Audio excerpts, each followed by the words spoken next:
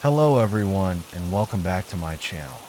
I'd love it if you could leave a comment letting me know where you're listening from around the world. Also, don't forget to like and subscribe if you're enjoying this video. Story 1. I've been a park ranger for 11 years. That's a long time to spend in the woods, long enough that the trees start to feel like family, long enough that I know every root and rock, every hidden trail and forgotten clearing. So when I say I had never seen that cabin before, I mean it. It wasn't there, and then it was. It started with a hiker, young guy, early 20s, nervous. He came into the ranger station just before closing, shifting from foot to foot like he was debating whether to say anything at all. I was about to ask if he was lost when he blurted it out. "I found something weird in the woods," he said. "A cabin. I think someone's living there." That got my attention. We didn't have any known structures in that area, at least none that were still standing. A few collapsed shacks from the logging days, maybe, but nothing livable.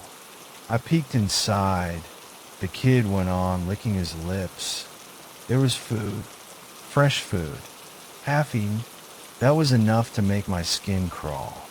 Squatters weren't unheard of, but they usually left signs. Trash, old fire pits, trails leading to and from the site. And yet, I'd never once seen so much as a footprint out there. So the next morning, I hiked out to investigate. It was a gray, overcast day, the kind where the forest feels too quiet, like it's waiting for something. My boots crunched on damp leaves, the air thick with the scent of moss and earth. I followed the kid's directions exactly, even found his boot prints leading to the spot. But when I got there was nothing, no cabin, just trees and underbrush, thick and unbroken. I stood there for a long time, hands on my hips, listening. The wind barely moved through the branches, and there were no birds, no distant rustle of animals in the brush. The silence felt heavy, almost suffocating. I circled the area, checking my GPS twice, then a third time. This was the place, but there was nothing here. I went back to the station, feeling uneasy, and told the hiker I hadn't found anything. His face drained of color. "No," he said, shaking his head. "No, I'll show you.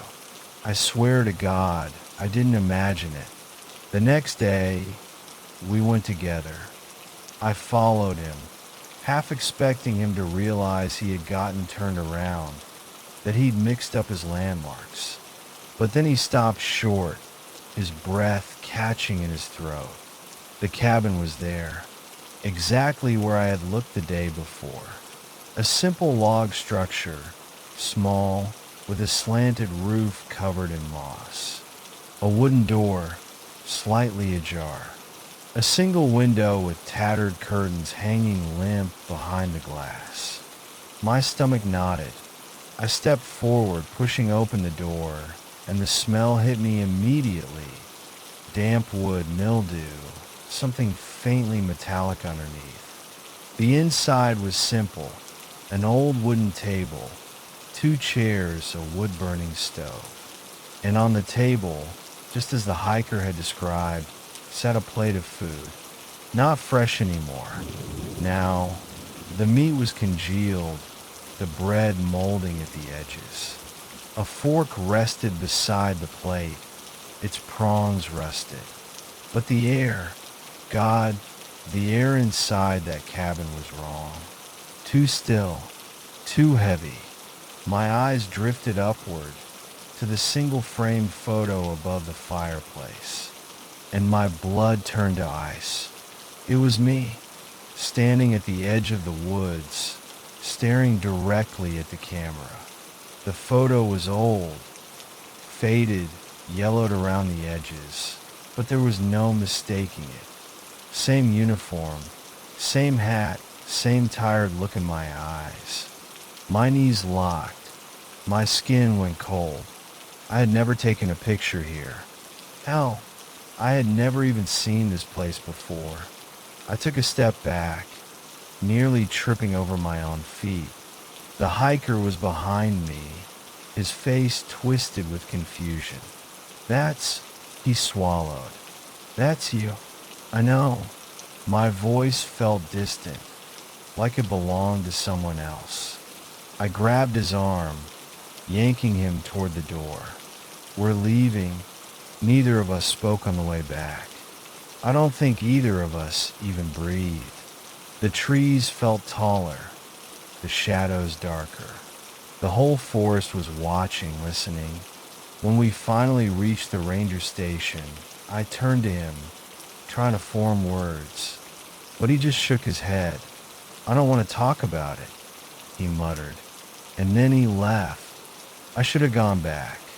I should have reported it, brought a team, taken more pictures.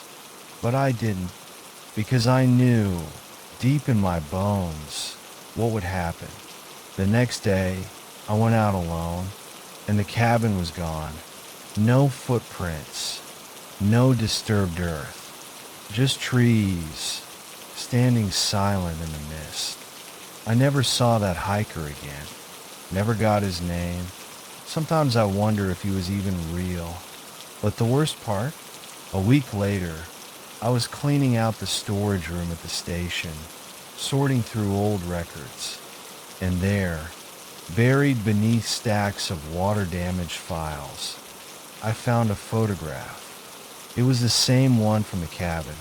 Me, standing at the edge of the woods, staring at the camera. The date on the back was smudged, barely legible, but I could still make out the year. Story 2. I grew up in a small town where nothing much happened. The kind of place with one grocery store, one school, and a gas station where everyone knew your name. But beyond the town limits stretched miles of dense, endless woods. Old pines that had stood for centuries, their trunks thick as telephone poles, their roots twisting deep into the earth. The woods were our playground, our escape, and sometimes our nightmare. There was one place we weren't supposed to go, Dead Man's Hollow. The name alone was enough to make most kids steer clear. The stories were endless. People swore they heard voices there, whispering just out of earshot. Some claimed they saw figures moving between the trees, figures that weren't quite human. A few folks had even gone missing over the years, but in a town like ours, people always had a way of explaining things. Runaways, drunks who wandered too far, the usual excuses. Jake and I weren't afraid of ghost stories. We were 16, bored, and stupid, the perfect combination for making bad decisions. Come on, man, Jake had said one evening, just as the sun started to dip behind the trees. Let's check it out. Just once. I hesitated. I wanted to say no. Something in my gut twisted at the thought. But Jake was always the braver one, and I wasn't about to be the coward.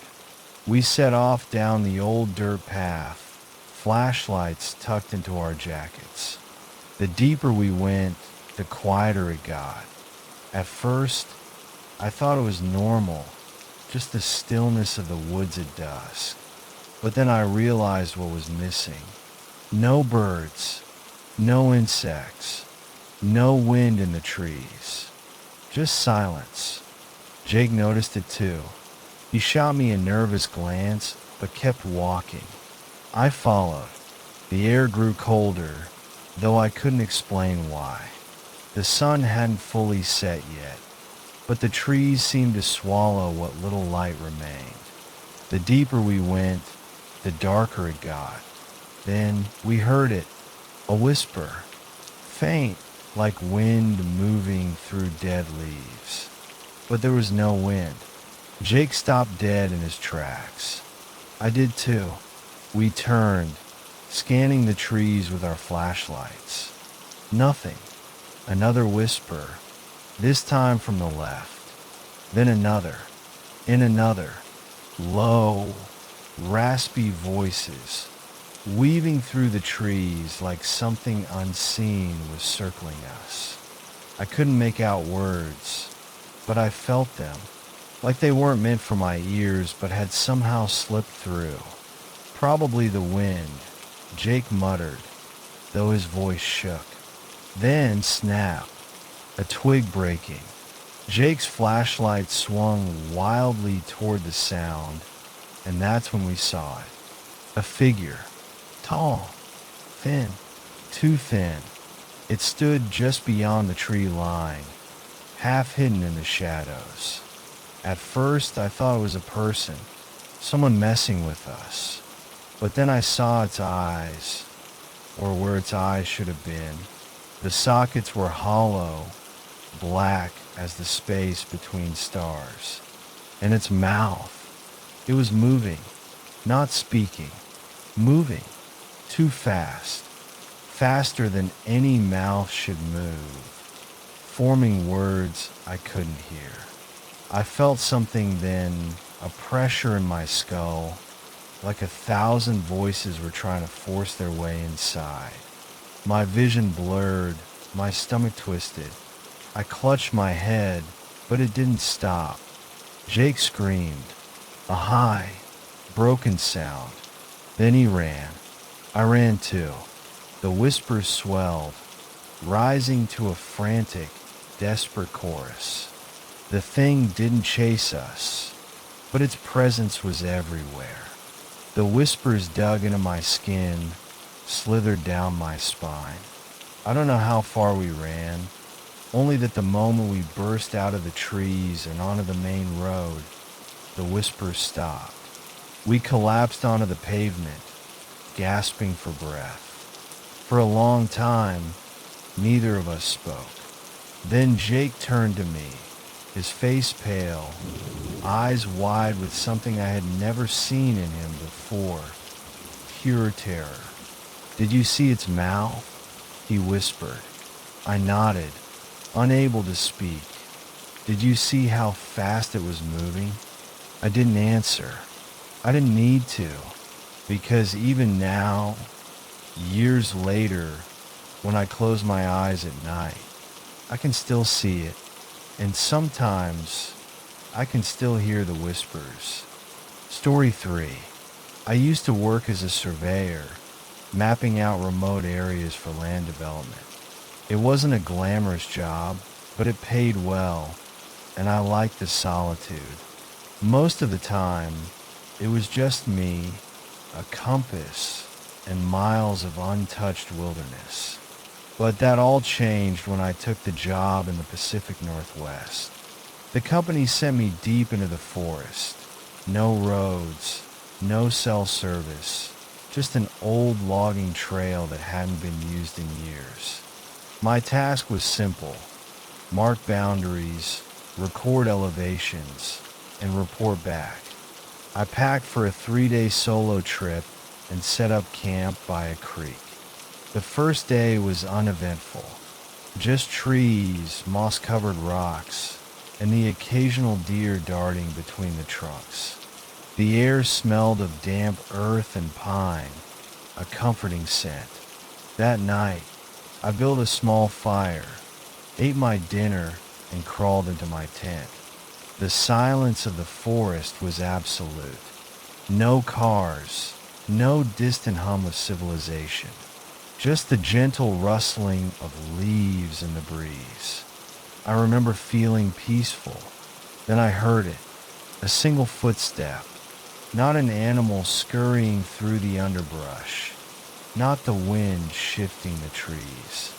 A deliberate step, slow, heavy, close. I held my breath, listening. Another step, then another.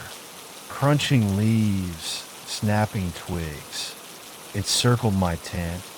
I grabbed my flashlight, my heart pounding in my throat. Unzipping the tent, I shined the beam outside. Nothing, just trees and darkness. The footsteps stopped. I told myself it was my imagination. Maybe a deer. Maybe I was just hearing things. But I didn't sleep much that night. The next morning, I stepped outside and saw the footprints. Large boot prints, bigger than mine, circling my campsite.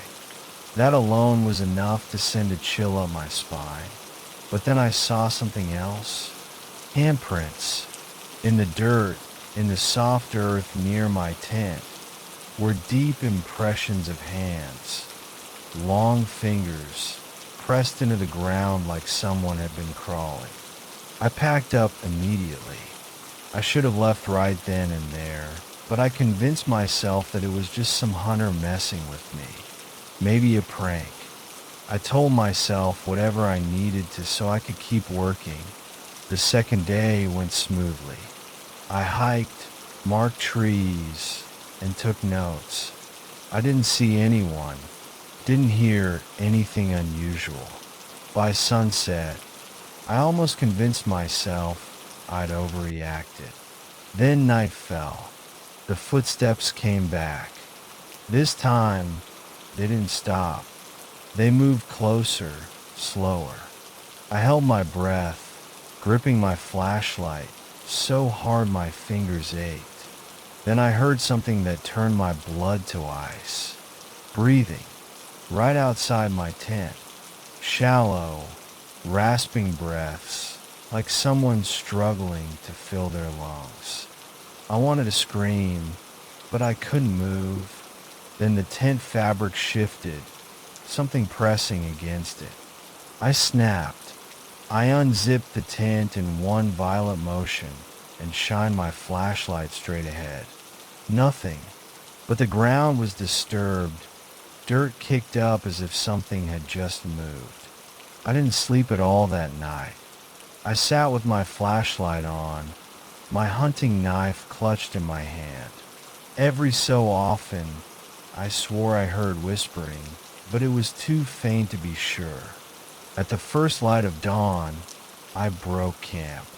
I didn't even eat.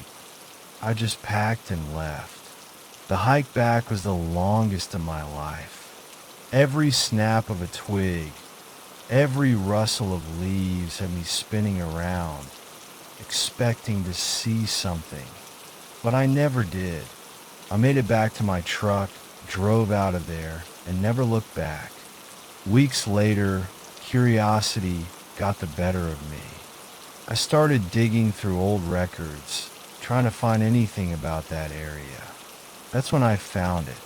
A local legend about a hermit who used to live in those woods. Decades ago, he went mad. They said he lost his humanity, started walking on all fours, moving like an animal, stalking people who wandered too far into his domain. He was said to have died years ago, but I know what I saw, and I don't think he's gone.